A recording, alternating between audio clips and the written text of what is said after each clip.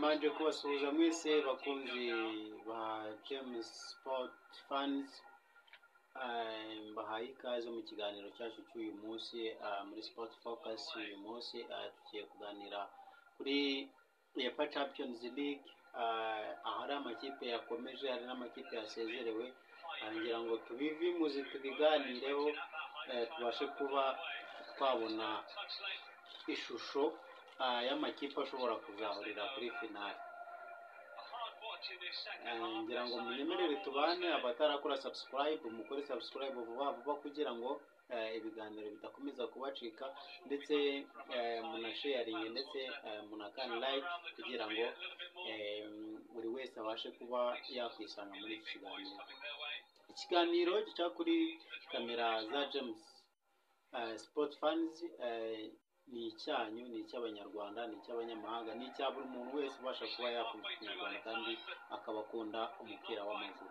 Munyemerere rero tube twatangira ikiganiro cyacu, turebere hamwe ese ni iki twakora, ni iki twasakaza, ni iki twavuga biri mu murongo mwiza buri munyarwanda wese yaba akeneye kumva mu mupira w'amaguru. None ndakomoza gatoya kuri Paul Pogba wagarutse mu kibuga nyuma y'iminsi 555 kubera ibihano yari arimo, yari yarafashe imiti itera imbaraga. Ngira ngo murabizi ko bitemewe. Turaza gukomoza kuri Lamine Yamal, umwana ukiri muto w'imyaka 17 wabashije kuba yabona igitego cyatumye Barcelona iza kugera muri kimwe cya kane cya UEFA Champions League. Nanone turaza kuvuga ku ikipe ya Liverpool, ikipe yagerageje gukina imikino myinshi muri UEFA Champions League ikirinda gutsindwa, ariko nanone bikarangira isezerewe. Munyemerere rero tuze gukora ikiganiro neza. Nyuma yanjye hari amajwi menshi, munyemerere tuze kuyagabanya kugira ngo bize kutworohera neza. Ikipe ya Arsenal yakomeje muri kimwe cya kane mu gihe Liverpool yasezerewe. Nanone ikipe ya PSG niyo yasezereye ikipe ya Liverpool, yisezereye kuri penalty 4-1. Hanyuma ikipe ya Paris Saint-Germain nayo yageze muri kimwe cya kane, isezereye ikipe Atletico Madrid. Ikipe ya Aston Villa nayo yahageze muri kimwe cya kane. Mbese amakipe mu vango mu Bwongereza hasigayemo amakipe agera kuri 2. Amakipe agera kuri 2, icyo kwibaza ni kimwe, ese amakipe ko ari 2 birashoboka ko yazagera finali cyangwa ari busezererwe muri kimwe cya kane? Nibyo twibaza. None turakomoza kuri English Premier League iheruka. Ngira ngo amakipe yitwaye neza makuru, uretse ikipe ya Man City yatsikiye igatsindwa igitego 1-0, bigatuma isubira inyuma ku rutonde rwa shampiyona rw'agateganyo, aho yahaye amahirwe akomeye cyane ikipe ya Chelsea ikayisimbura ku mwanya wa 4 ikajya ku mwanya wa 5. Arsenal nayo yari yatakaje amanota 2 i Manchester, ko yari yagiye gusura ikipe ya Man United. Isigaye amanota 2 icora y'inota 1. Ikipe ya Liverpool yo birakomeje no gutsindwa, wenda ivuye muri UEFA Champions League iyivuyemo hakiri kare. Navuga ngo hakiri kare, ariko navuga ko hakiri kare kuko ni ikipe twadutegereje ko izagera finali, wenda ari ikipe ishobora kuzahangana na Barcelona cyangwa Real Madrid, ariko ntabwo bikunze, bibaye ngombwa kivamo. Rero yo iracyakomeje mu gutwara igikombe, irimbe hagati yaho harimo amanota menshi cyane. Ubundi yaratakaje harimo amanota 11, bagiyemo amanota 13.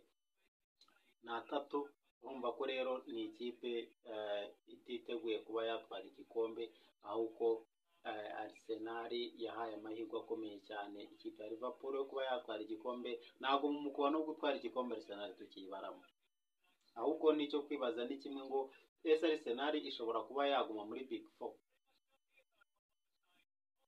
Ikipe ya Nottingham Forest iracyakomeye, nayo iracyaryamye ku mwanya wa gatatu wa kabiri. Ikipe ya Arsenal iri ku mwanya wa gatatu. Ikipe ya Chelsea ku mwanya wa kane, Man City ku mwanya wa gatanu.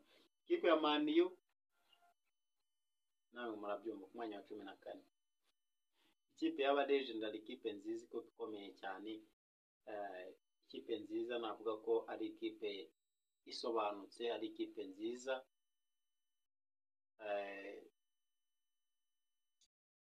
ifite Champions League nyinshi, ikagira Premier League nyinshi, ariko ikaba iri kwerekana neza ko itagishaka kuba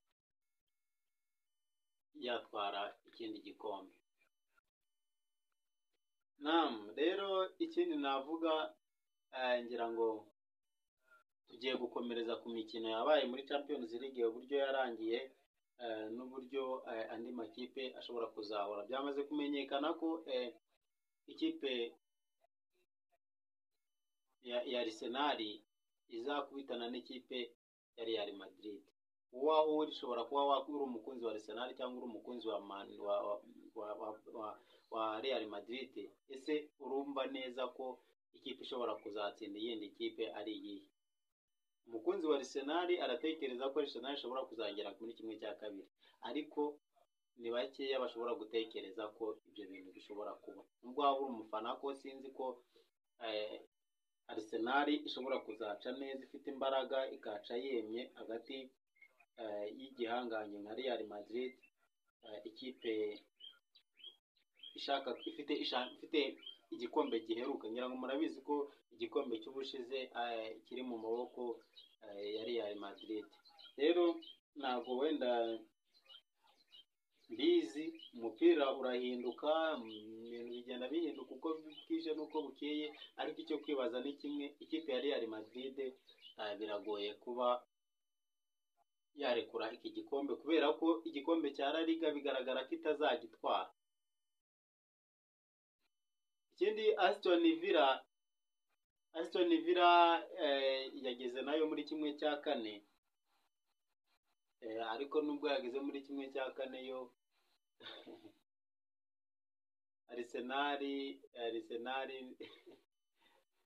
mwakabyaramwe ntabwo byoroshye. Reka turebe uko ibintu byari byifashe muri UEFA Champions League. Turebe amakipe yasezerewe, byagenze gute, yasezerewe gute. Ngira ngo Atletico Madrid nabibabwiye ko yasezerewe na Real Madrid yitsinze ibitego penalty, yasezerewe kuri penalty 4-2. Hanyuma Arsenal yo yari yaguye miswi na PSV, ariko byayihaye amahirwe yo gukomeza. Hanyuma Aston Villa nayo ikomeza itsinda Club Brugge ibitego 2-0. Ngira ngo nta gishya gisa n'icyabayemo uretse gusezererwa kwa Liverpool. Gusezererwa kwa Liverpool nicyo gisa n'icyabaye ikibazo, ariko ntabwo ari ibintu byari byiza, ntabwo ari ibintu byari bimeze gute. Ahubwo reka tuvuge ko ku itariki 8 z'uku kwezi kwa kane, ikipe ya Arsenal izaba yagiye yakiriye ikipe ya Real Madrid. Hanyuma FC Barcelona izaba yakiriye Borussia Dortmund. Hanyuma Paris Saint-Germain izaba yakiriye Aston Villa. Paris Saint-Germain bavugaga ko n'ubundi batashakaga kuba bazakira ikipe ya Atletico Madrid, ahubwo ngo bo bashakaga kuba bakwakira ikipe ya Real Madrid, ariko ntabwo byakunze kubera ko Atletico Madrid yasezerewe, kandi yasezerewe na Real Madrid. Urumva ko ibyo bashakaga bo birakunze. Sinzi ko rero ushobora kuba watsinda ikipe ifite igikombe giheruka ukanga gutsinda ikipe idafite igikombe na kimwe. Ntabwo bikunda, ibyo bintu ntabwo bikunda, ntabwo birya. hanyuma ku itariki 16 z'ukwezi kwa kane ikipe ya Inter izaba yakira ikipe ya Bayern Munich.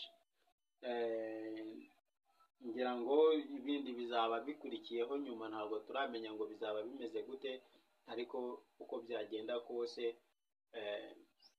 hari amakipe ushobora kuba wareba ukabona ko ayo makipe ashobora kuzahurira kuri finale. Kuko nanone icyo utakwirengagiza, ntiwakwirengagiza ko ikipe ya Liverpool ari ikipe yitwaye neza mu mikino yose yari ishize, ariko bikaba byarangiye isezerewe na Paris Saint-Germain. Ese Paris Saint-Germain tuyitege ko ishobora kuzahurira na FC Barcelona kuri finale, cyangwa Real Madrid, cyangwa se na Arsenal, cyangwa ayo makipe yose turibeshya? Ikipe izatwara ishobora kuzahurira amakipe ashobora kuzahurira kuri finali, tubare ko dushobora kuzabonamo Aston Villa, cyangwa dutekereze ko tuzabonamo Inter, cyangwa se tuvuge ngo tuzabonamo Borussia Dortmund. Wowe urabitekereza gute kuri kote yawe? Uhagaze hehe? Nyemerere dusoreze ikiganiro hano. Yari James Sport Focus. Nashaka ko tuganira kuri Champions League, mvuzeho bikeya mu masegonda n'iminota nabona byagiye. Munyemerere Nyagasani kandi abahana umugisha. Hasta la vista, bye bye.